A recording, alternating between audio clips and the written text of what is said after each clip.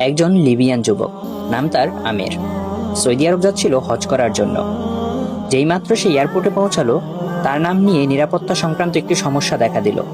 নিরাপত্তা বাহিনীর লোকেরা তাকে বলল, একটু অপেক্ষা করো, আমরা চেষ্টা করছি সমস্যাটা সমাধান করতে। এই সময়ে অন্য সব হাজিরা তাদের প্রক্রিয়া শেষ করে প্লেনে উঠে পড়ল, আর প্লেনের দরজা বন্ধ হয়ে গেল। কিছুক্ষণ পর সমস্যা ঠিক হয়, কিন্তু পাইলট দরজা খুলতে রাজি হলো না। প্লেন চলতে শুরু করলো এবং আমেরকে ফেলে রেখে উঠে গেল। অফিসার তাকে সান্ত্বনা দিয়ে বলল, মন খারাপ করো না, হয়তো এটা তোমার কপালে ছিল না। কিন্তু আমেরের ছিল অটল বিশ্বাস। সে উত্তর দিল, আমার নিয়ত হজের, ইনশাআল্লাহ আমি হজে যাবই। হঠাৎ খবর এলো, প্লেনটিতে যান্ত্রিক সমস্যা হয়েছে এবং তা ফিরে আসছে। প্লেন ফিরে এলো, মেরামত করা হলো, কিন্তু তাও পাইলট আমেরের জন্য দরজা খুলতে রাজি হলো না।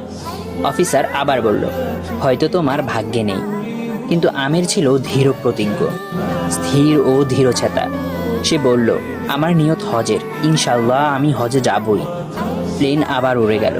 কিছুক্ষণ পর আরেকটি খবর এলো, প্লেনে আবারও সমস্যা হয়েছে। এবার পাইলট নিজেই বললেন, আমি আর উড়ব না যতক্ষণ না আমের প্লেনে ওঠে। শেষ পর্যন্ত আমের প্লেনে উঠল।